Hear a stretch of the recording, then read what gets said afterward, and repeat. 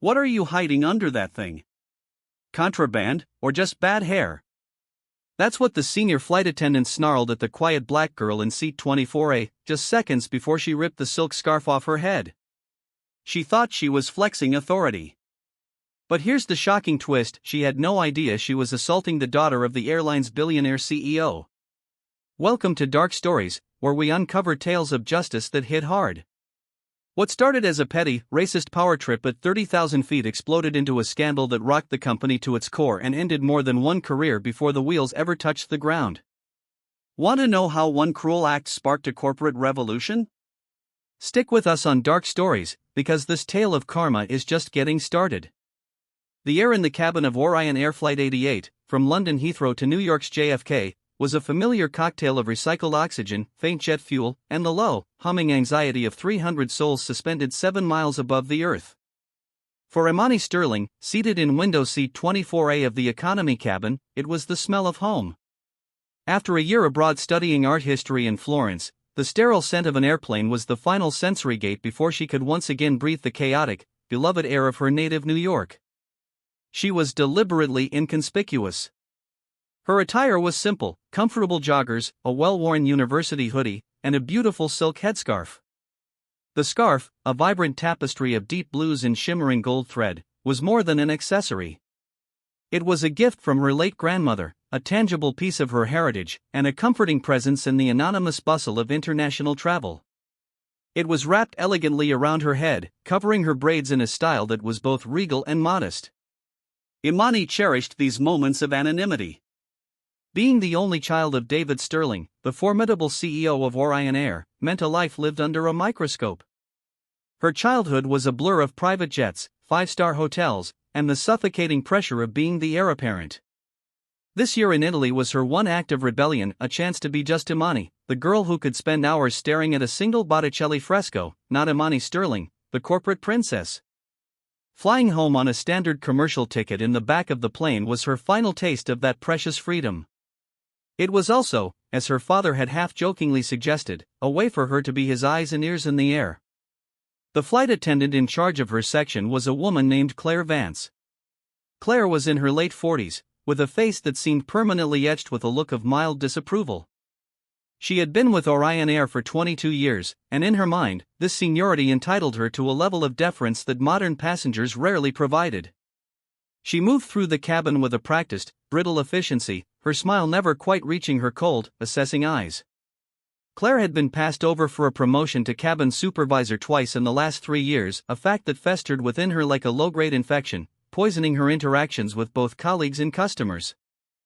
From the moment Imani boarded, Claire's gaze lingered on her. It wasn't a look of welcome, but one of suspicion.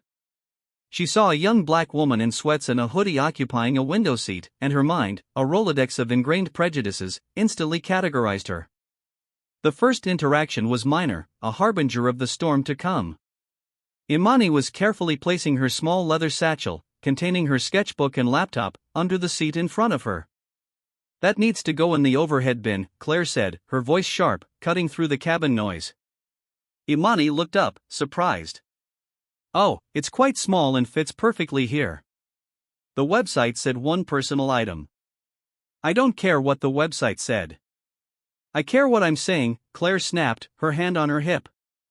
"It's a safety hazard. All bulky bags in the overhead." The satchel was demonstrably not bulky.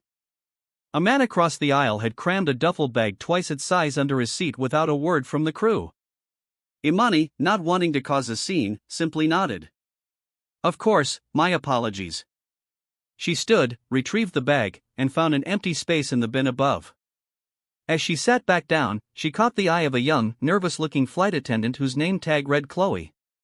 Chloe offered Imani a small, apologetic smile before Claire shot her a withering glare, and the younger woman immediately busied herself with checking seatbelts. The second interaction occurred during the drink service. Imani was lost in a podcast, her head leaned against the window. "Drink!" Claire's voice was impatient. Imani pulled off her headphones. "Sorry, could I just have some water, please?" Claire poured the water with a sigh that suggested the request was a profound inconvenience. She practically slammed the plastic cup onto Imani's tray table, causing water to slosh over the rim. Not a drop was spilled on Claire, but a few droplets darkened the sleeve of Imani's hoodie. "Oops," Claire said, her tone devoid of any genuine apology. She moved on without offering a napkin. Imani blotted her sleeve with a tissue from her pocket, her brow furrowed. This was more than just a flight attendant having a bad day. This felt targeted. She had seen Claire be perfectly cordial, almost charming, to the white couple in the row ahead of her. With Imani, her demeanor was cold, dismissive, and verging on hostile. An older gentleman seated next to her, a kind-faced man with spectacles perched on his nose, leaned over slightly. "Don't you mind her, dear," he whispered. "Some people mistake their uniform for a crown." Imani gave him a grateful smile. "Thank you." He introduced himself as Mr. Henderson, a retired history professor, and they struck up a quiet, pleasant conversation about Florence and art, a welcome distraction from the palpable animosity radiating from the flight attendant. As the flight progressed, Imani did what her father had taught her to do. She observed. She noted the slow response to call buttons in her section compared to others. She saw Chloe, the junior attendant, being constantly berated by Claire over trivial matters, always just out of earshot of the passengers. Claire ran her section not like a customer service professional, but like a petty tyrant on a power trip. The eyes and ears part of her unspoken mission was getting an earful, and her mind was already composing a detailed report for her father. The issues were systemic, a culture of fear among junior staff and a senior employee whose prejudice was impacting service quality. She had no idea that her report was about to shift from a professional critique to a deeply personal testimony. The catalyst was, as it so often is, a small accident. The plane hit a patch of moderate turbulence, and the captain's voice came over the intercom, advising passengers to return to their seats and fasten their seatbelts. Imani's cup of cranberry juice, which she had just received, tipped over, spilling a sticky crimson river across her tray table and down onto her gray joggers. "Oh, for goodness sake," she muttered, grabbing a handful of napkins to contain the mess. Claire was passing through the cabin, securing the galley for the turbulence. Her eyes locked onto the spill, and for some reason, this minor mishap seemed to enrage her. It was as if all her day's frustrations, her stagnant career, her perceived lack of respect, her general bitterness, had found a single, convenient target in seat 24A. "Seriously?" Claire's voice was loud enough to turn heads. "Can you not handle a simple cup?" Imani looked up, stunned by the venom in her tone. It was the turbulence. "I didn't." "There's always an excuse," Claire sneered, yanking a wad of paper towels from her apron. She began wiping the tray table with aggressive, furious strokes. "This is exactly what I'm talking about. No consideration." Mr. Henderson intervened. "Now hold on. It was the turbulence, madam. It shook us all." Claire ignored him, her focus entirely on Imani. As she wiped, she accidentally knocked her elbow into Imani's head. "Ow!" Imani flinched, more from the shock than the pain. "Watch yourself," Claire hissed, her face inches from Imani's. "You just hit me," Imani said, her voice low but firm, her patience finally evaporating. And that's when Claire's gaze fixed on the beautiful blue and gold headscarf. In her warped perception, it wasn't a piece of cultural heritage or a fashion choice. It was a symbol of defiance, of otherness. It was the final provocation. "And what is this ridiculous thing anyway?" she spat, her voice dripping with contempt. "We have rules about head coverings. How do we know what you're hiding under there? It's a security issue." The accusation was so absurd, so nakedly prejudiced, that the entire section fell silent. Chloe, who was standing nearby, looked horrified, her face pale. Mr. Henderson's mouth was agape. Imani's heart pounded. She felt a cold dread creep up her spine. "It's a headscarf," she said, her voice shaking slightly. "It's a piece of silk. It's not against any airline policy." She knew the policy, of course. She had helped her father's team redraft it 2 years ago to be more inclusive. Claire let out a short, ugly laugh. "I am the policy on this aircraft, and I want to see what's under it. Take it off." No, Imani said, her voice gaining strength. Absolutely not. You have no right. For Claire, this was the ultimate challenge to her authority. This passenger, this girl she had already dismissed and demeaned, was now openly defying a direct order. The rage she had been nursing for years boiled over, consuming all reason, all professionalism, all humanity. In a swift, vicious movement that no one saw coming, Claire reached out, grabbed a handful of the silk scarf, and yanked. The fabric tore. The knot her grandmother had taught her to tie came undone. The scarf, her beautiful, beloved scarf, was ripped from her head. Her braids, neatly tucked away, tumbled down around her shoulders. A collective gasp filled the cabin. The sound of the tearing silk seemed to echo in the sudden, profound silence. Imani sat frozen, her hand flying to her now bare head. It was a violation so profound, so intimate, it felt like a physical blow to her soul. Tears welled in her eyes, hot and immediate. It wasn't just about a scarf. It was about her identity, her dignity, her grandmother's memory, all desecrated in an instant by an act of pure, unadulterated hate. Across the aisle, Mr. Henderson, the retired professor, had already discreetly lifted his phone. The lens was steady, the red recording light glowing softly in the dim cabin light. He was no longer just a kind witness. He was documenting a crime. And the storm had finally broken. The silence that followed the ripping of the scarf was a living entity. It was thick with shock, studded with the sharp intake of breaths from a dozen passengers. For Imani, the world had narrowed to a single, searing point of humiliation. The torn fabric lay in Claire's hand, a crumpled casualty of her rage. Imani's own hands trembled as she touched her braids, feeling the sudden, unwelcome exposure. The air felt cold on her scalp. Claire, seeing the stunned faces around her, seemed to realize for a fleeting second that she had crossed a line. But instead of contrition, a defensive fury took its place. She threw the tattered scarf onto Imani's lap. There, she spat, her voice trembling with adrenaline. See? Nothing to hide. Now you'll follow the rules. But Imani was no longer the quiet student. The shock was already crystallizing into a cold, hard resolve. Her tears had stopped, and her eyes, when she lifted them to meet Claire's, were like chips of obsidian. You assaulted me, Imani said, her voice dangerously quiet. The entire row could hear her, and the rows behind leaned in. You have no authority, no right, and no justification for what you just did.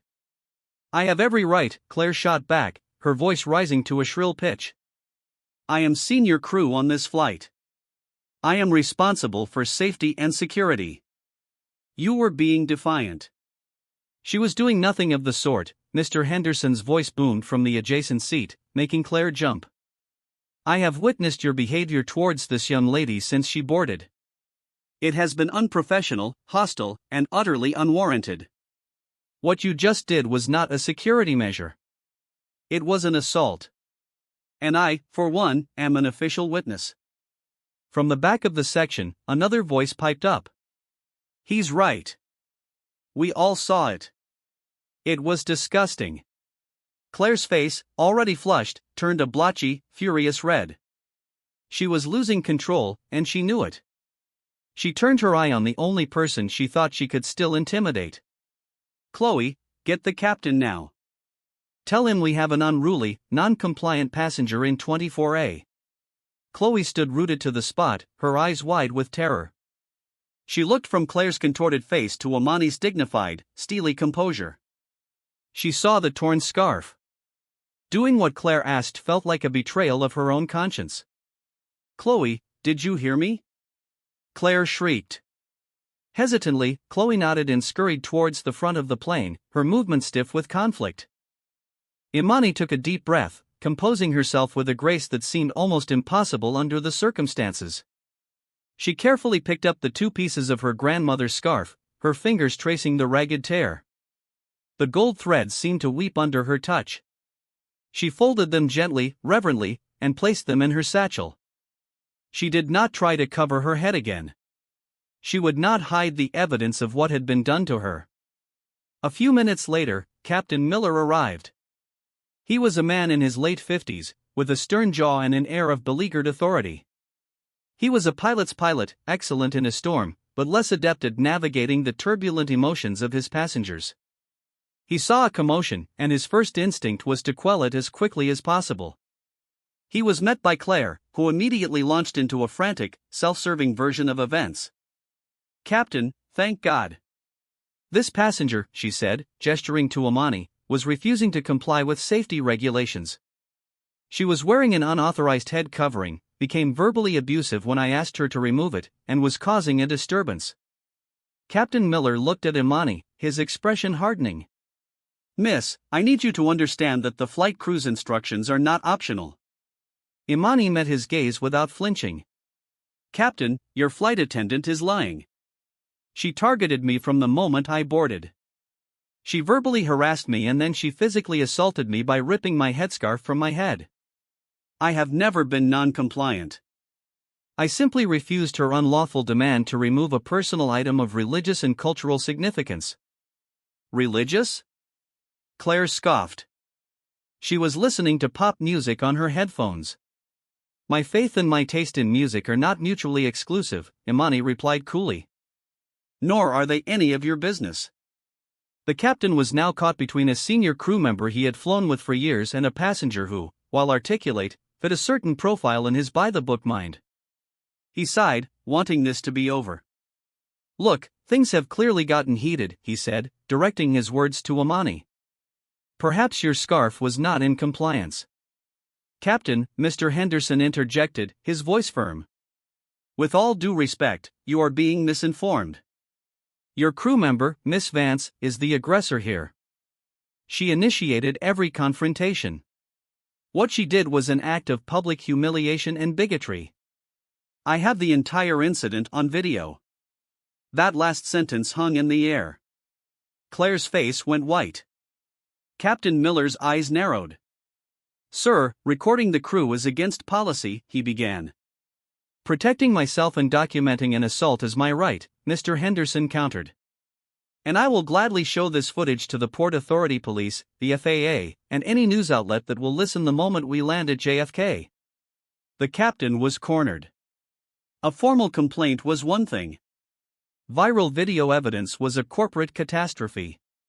He shot a furious look at Claire, who suddenly looked less like a victim and more like a liability. "Okay," he said, his tone shifting. He was now in damage control mode. "Let's all just calm down. Miss," he said to Imani, "I apologize for the misunderstanding. Perhaps we can find you another seat somewhere more comfortable for the remainder of the flight." He was offering a plaster for a gaping wound. He still hadn't truly grasped the severity of the offense. He was trying to manage a customer service issue. Imani saw it clearly. He wasn't on her side. He was on the side of Orion Air, trying to sweep this under the rug as quietly as possible. The offer of a new seat felt like an insult, a way to move the problem out of sight. "No, thank you, Captain," Imani said, her voice ringing with clarity. "I will not be moved. I will remain in the seat I paid for. But I want to be very clear about what I expect to happen when we land. I expect to be met by ground security and the highest-ranking Orion Air official at the airport. I will be filing a formal assault complaint with the police, and I will be filing a grievance with the airline that I expect to be taken with the utmost seriousness." Her confidence was startling. Captain Miller, accustomed to dealing with irate but ultimately powerless passengers, was taken aback. This young woman spoke with an authority that belied her simple clothes and economy-class ticket. "All proper procedures will be followed, miss," he said stiffly. He then turned to Claire. "Claire, you will work the rear galley for the rest of the flight. Chloe will take over the section. Do not interact with any more passengers. Is that understood?" Claire, trembling with a mixture of rage and fear, could only nod, shooting a look of pure hatred at Imani before retreating down the aisle. The captain gave Imani a final curt nod and returned to the cockpit, his mind racing. He had to radio ahead, report a passenger dispute that might involve police. It was a mountain of paperwork and a headache he didn't need. He still, however, fundamentally misunderstood the nature of the earthquake that had just occurred. He believed he was managing a tremor.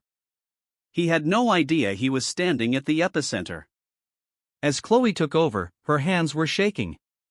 She approached Imani's row to collect the remnants of the spilled juice. "I am so sorry," she whispered, her eyes full of genuine remorse. What she did was wrong. "I was too scared to say anything."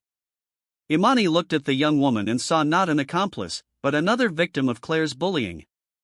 "It's okay, Chloe," she said softly. "I understand. But when we land, I'll need you to tell the truth about what you saw."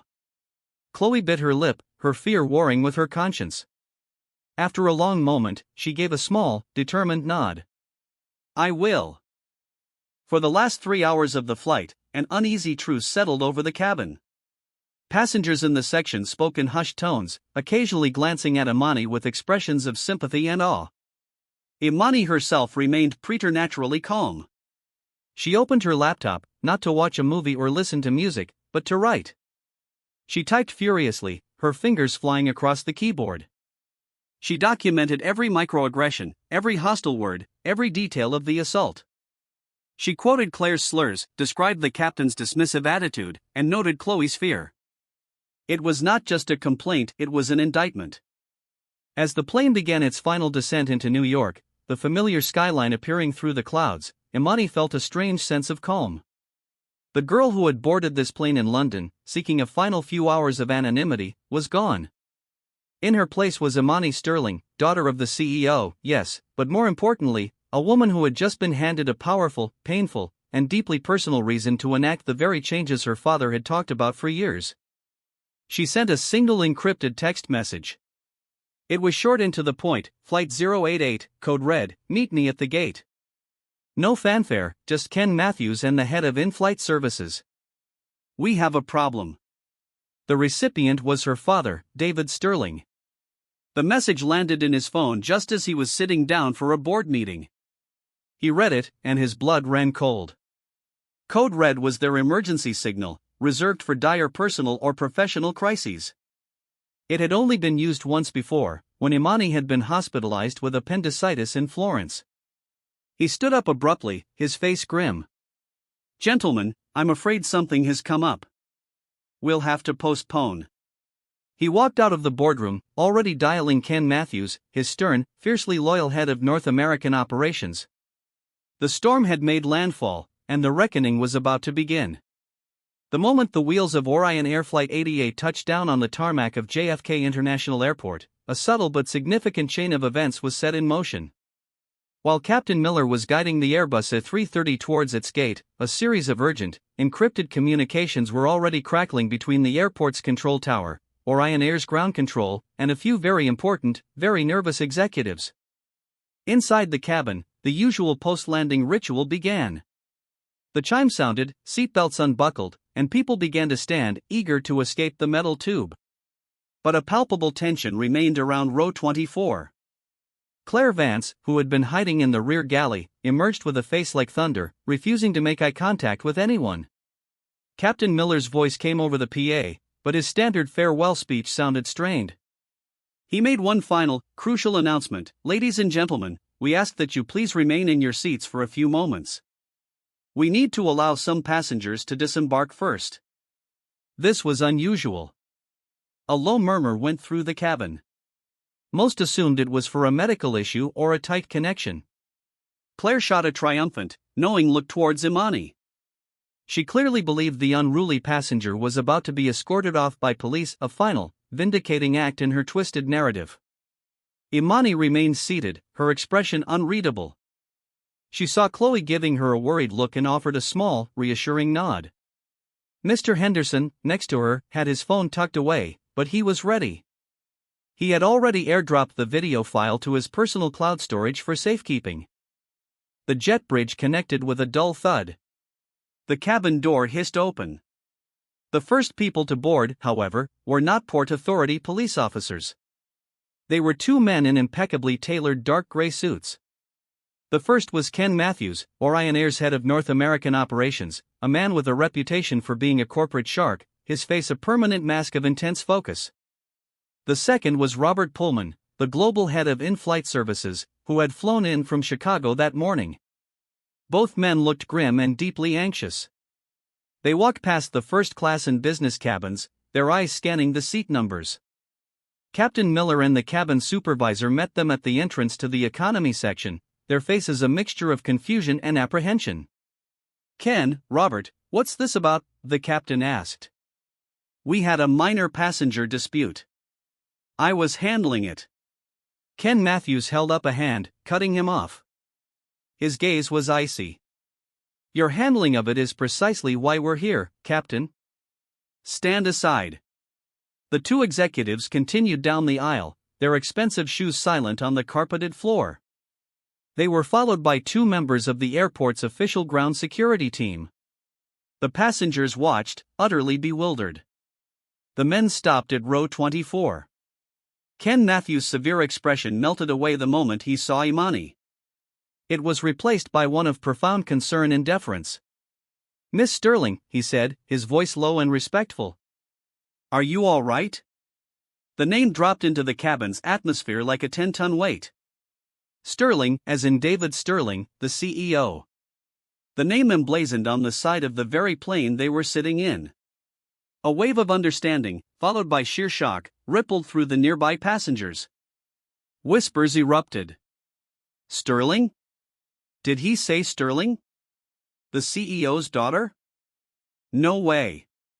Claire Vance, who had been watching from a few rows back, felt the blood drain from her face. Her skin went cold and clammy. Sterling. It couldn't be. The girl in the hoodie and joggers, the girl she had belittled, harassed, and assaulted, was the heir to the entire Orion Air empire. The floor seemed to drop out from beneath her. Every cruel word, every dismissive gesture, every ounce of her prejudice came rushing back to her, now recast not as an assertion of authority, but as a career-ending, life-altering act of self-destruction. Captain Miller looked as if he had been struck by lightning. His by-the-book de-escalation, his siding with his senior crew, his dismissive apology to Imani, he replayed it all in his head. But now he saw it through the terrifying lens of what he had done. He hadn't just mishandled a complaint. He had failed the CEO's daughter. Imani looked up at Ken Matthews. "I'm physically unharmed, Ken. Thank you for coming." Her voice was calm but carried an undeniable weight. She then looked past him, her eyes finding Claire. Their gazes locked for a split second. In Imani's eyes, there was no triumph, only a deep, profound disappointment. In Claire's, there was pure, unadulterated terror. "Miss Vance," Captain Miller, Robert Pullman, the in-flight services head, said, his voice dangerously soft. "You will both hand over your crew IDs and passports. You are suspended, effective immediately, pending a full investigation. You will be escorted off this aircraft to a secure office where you will give your preliminary statements. Do not speak to each other. Do not speak to anyone."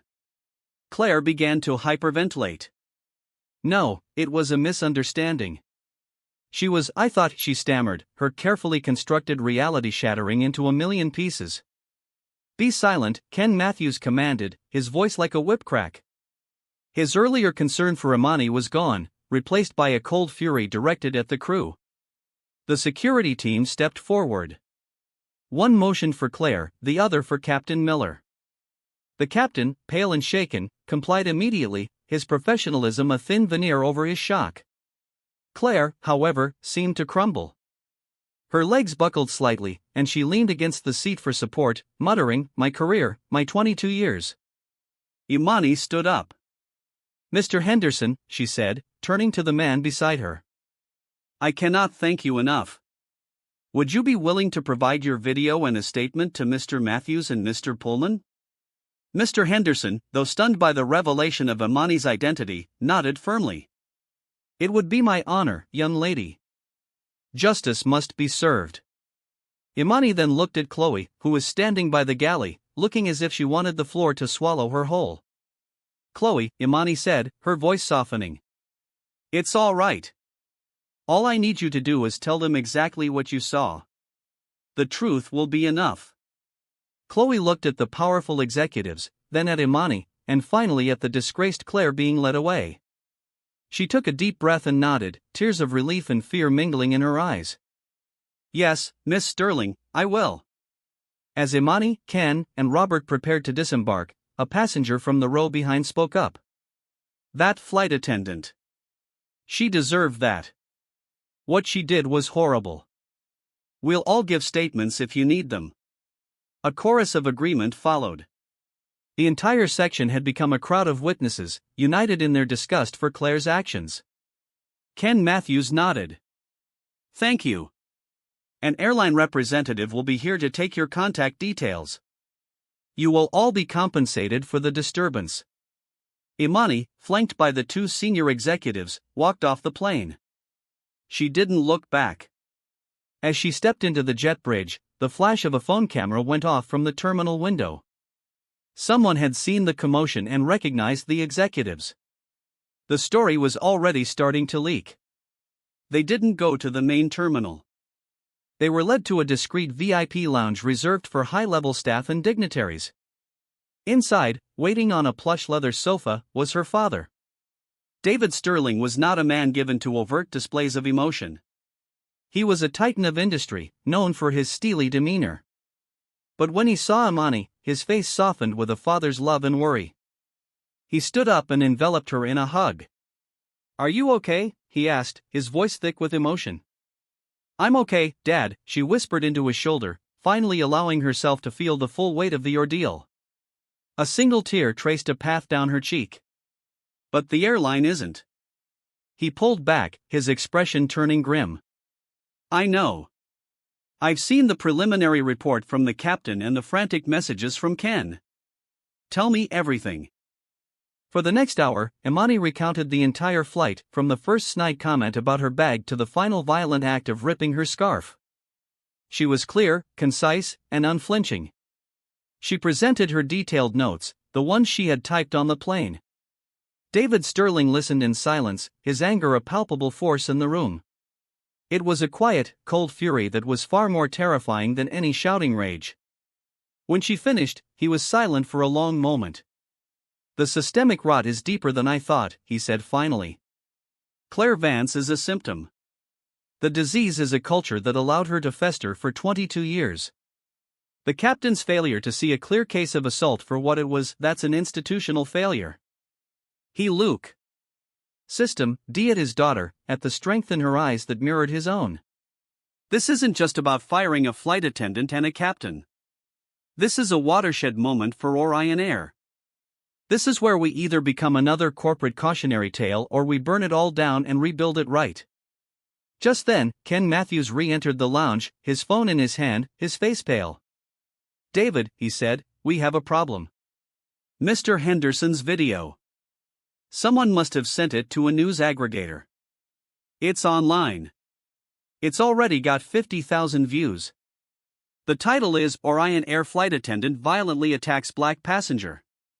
David Sterling didn't flinch.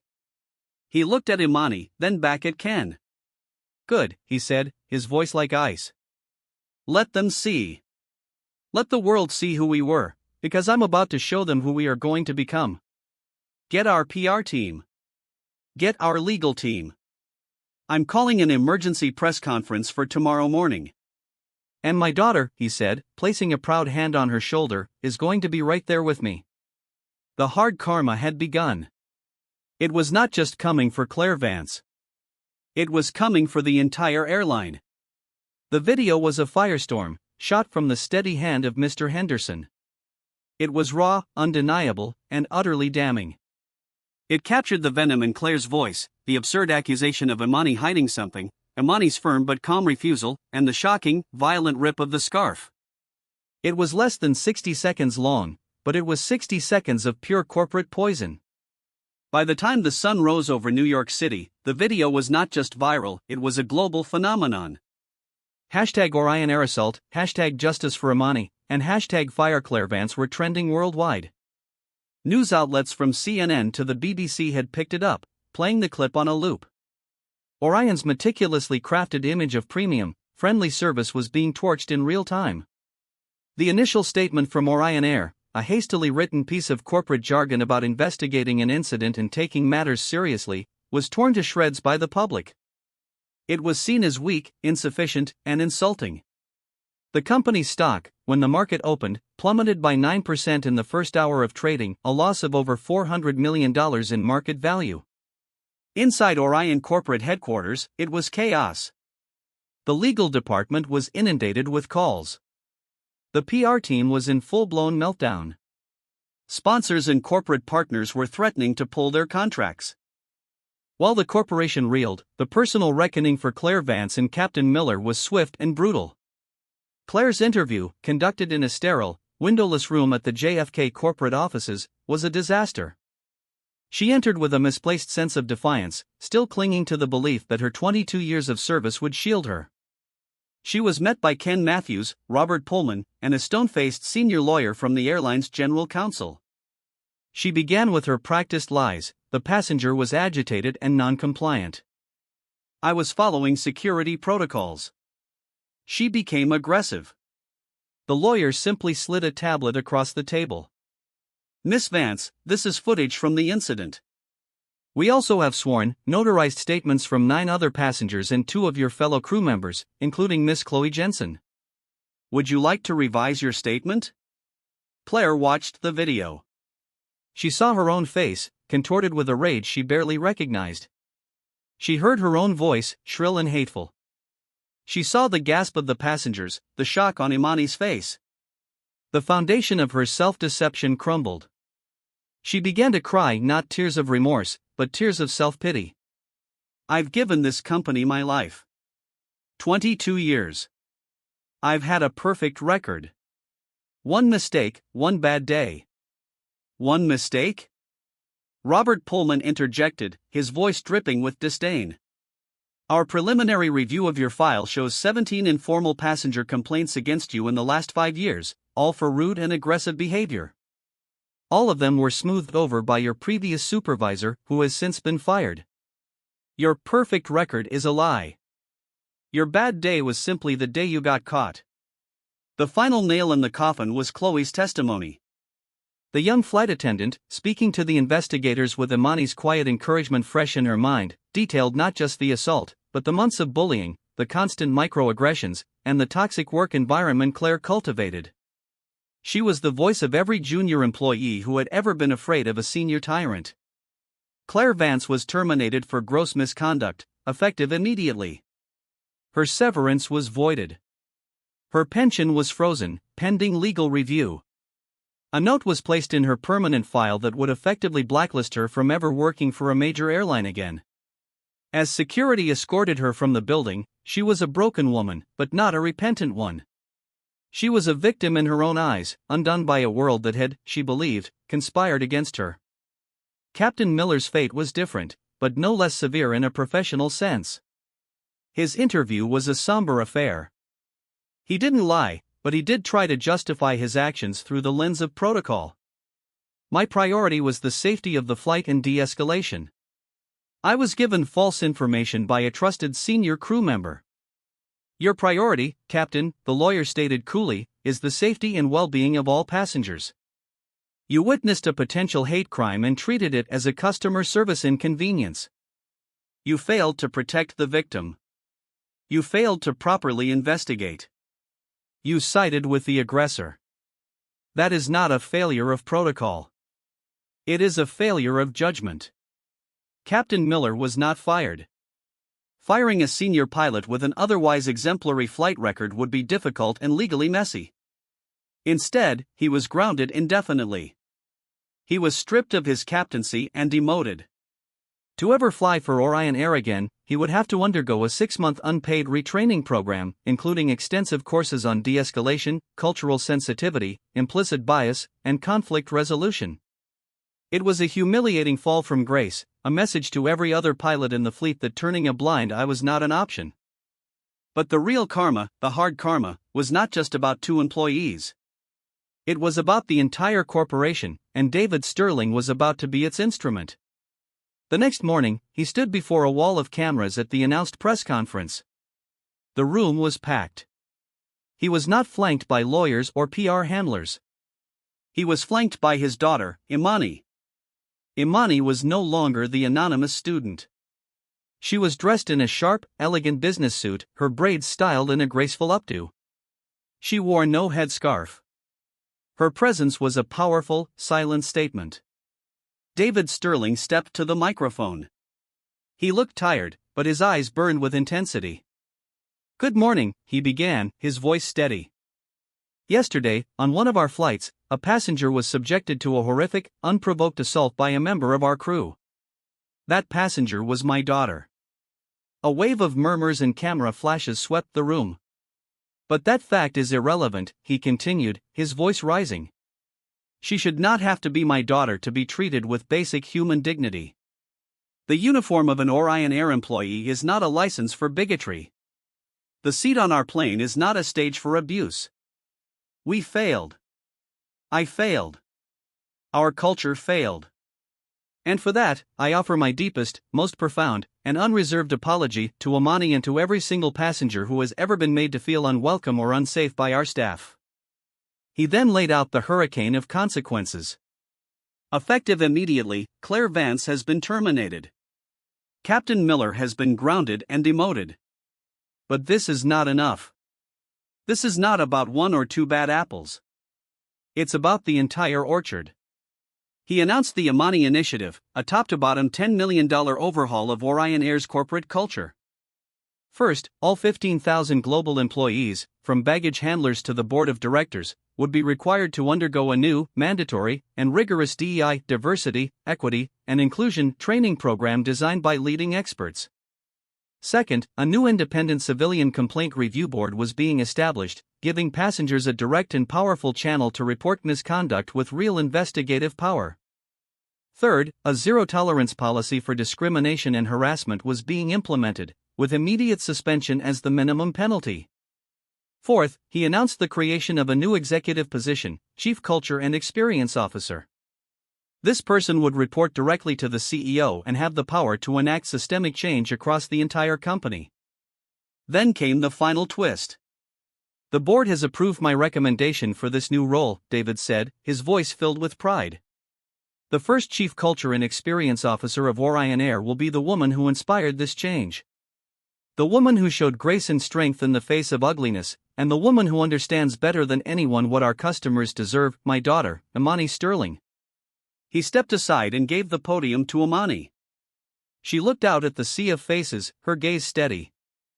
"What happened to me was not unique," she began, her voice clear and strong. "It was just uniquely visible. My goal is not punishment. It is prevention. My mission is to help build an airline where everyone, of every race, faith, and background, feels not just safe, but truly welcome. Where a headscarf is seen not as a threat, but as what it is, a piece of fabric, or a piece of faith, or a piece of a person's beautiful identity. The work will be hard. It will be uncomfortable, but it is necessary. And it starts today." The press conference was a masterstroke. It transformed a PR disaster into a story of accountability and redemption. It was honest, brutal, and hopeful. The news cycle shifted from attacking the airline to cautiously praising its response. The stock, which had been in free fall, began to stabilize. The karma had hit. It had been swift for Claire, humiliating for the captain, and transformative for the entire company. It wasn't just about losing a job. It was about a powerful corporation being brought to its knees and forced to confront the poison within its own veins, all because one employee chose to unleash her prejudice on the wrong young woman on the wrong day. 8 months had passed since the day the world came to know Amani Sterling. 8 months since Orion Air had been pushed to the edge of a cliff and forced to look into the abyss of its own making. To an outsider, the changes might have seemed subtle, but for the employees of the airline, the very air they breathed had changed. The new normal was on full display during the pre-flight briefing for Flight 212, a morning departure from JFK to San Francisco. The cabin supervisor stood before her team of 6 flight attendants, her expression warm but focused. It was Chloe Jensen. In the wake of the scandal, her courage and clear-headed testimony had been recognized, fast-tracked through leadership training infused with the principles of the Amani Initiative. She was now, at 26, one of the youngest supervisors in the fleet. She was a living symbol of the new Orion Air. "All right, team," Chloe began, her eyes scanning the faces before her. Our PDS scores from the last rotation were excellent. Passenger feedback highlighted our proactive service in row 34 with the anxious flyer. Great job, Maria. That's exactly what we're aiming for. She tapped a screen displaying their flight manifest. Today, we have 2 unaccompanied minors, a passenger in 12C with a severe nut allergy, and a family of 5 connecting to Seoul. Let's make sure we are ahead of their needs. Remember the core principle of the Yamani initiative: we're not just providing a service. We're taking on the care of every person who steps through that door. Let's make it a great flight. There was a new energy in these briefings. The fear that Claire Vance had once instilled was replaced by a sense of shared purpose.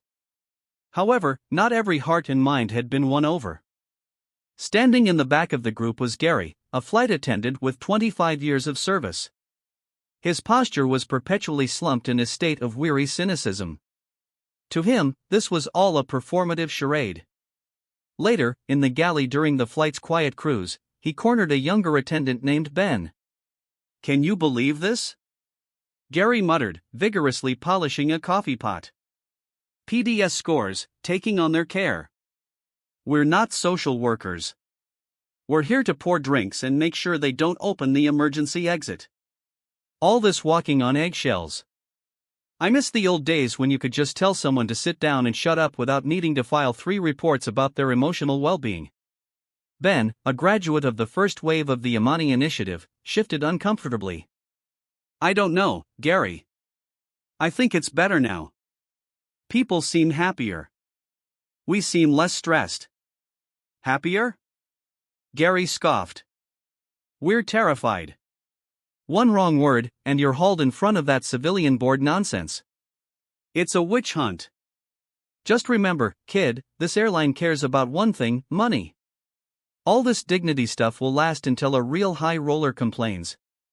Then you'll see how fast they toss the new rule book out the window." Gary's cynicism was about to be put to the ultimate test. The incident began, as they often do, with a quiet display of arrogance. In seat 2A of the first-class cabin sat Mr. Alastair Davenport, a private equity magnate with a famously short temper and Orion Air's highest diamond tier status. He was a million-mile flyer who treated the airline like his personal chariot service. He was being served by a new flight attendant named Kenji, a bright, earnest young man from Japan who spoke precise, if slightly accented, English. Mr. Davenport had asked for a specific single malt scotch that, unfortunately, had not been stocked for the flight. "I'm very sorry, sir," Kenji said, bowing slightly. "We do not seem to have that particular brand today. We do have the Glenlivet 18 or the Macallan." Davenport waved a dismissive hand, not even bothering to look at him. "This is unacceptable. I fly this route every week. You know what I drink. Is it that hard? Or is it that you don't understand? Can you please find me someone who speaks English properly?" The barb, delivered with cold condescension, struck Kenji like a physical blow. He froze, his face flushing with humiliation. Chloe, who had been overseeing the first-class cabin, witnessed the entire exchange. The old Orion Air protocol would have been clear: apologize profusely to Mr. Davenport, reprimand the flight attendant for not anticipating the passenger's needs, and offer a mountain of free champagne and air miles. Gary, who was working the first-class galley, saw the look on Chloe's face and shook his head almost imperceptibly, mouthing the words, "Let it go." But Chloe was not a product of the old Orion Air. She remembered the feeling of helplessness as she watched Claire Vance terrorize Imani. She would not let that happen on her watch. She walked calmly to Mr. Davenport's seat. "Sir," she began, her voice even and professional, "my name is Chloe. I'm the supervisor on this flight. I understand you're disappointed about the beverage selection. However, my colleague speaks perfect English, and he is a valued member of our crew. Disrespectful language towards our staff will not be tolerated on Orion Air." Davenport stared at her, his mouth agape, as if she had just slapped him. "Did you just lecture me?" he sputtered. "I am a Diamond Tier member. I spend more on this airline in a month than you make in a year. I don't need a lecture on etiquette from a waitress. I want your name and employee number. You'll be lucky if you're working a regional flight to Buffalo by next week."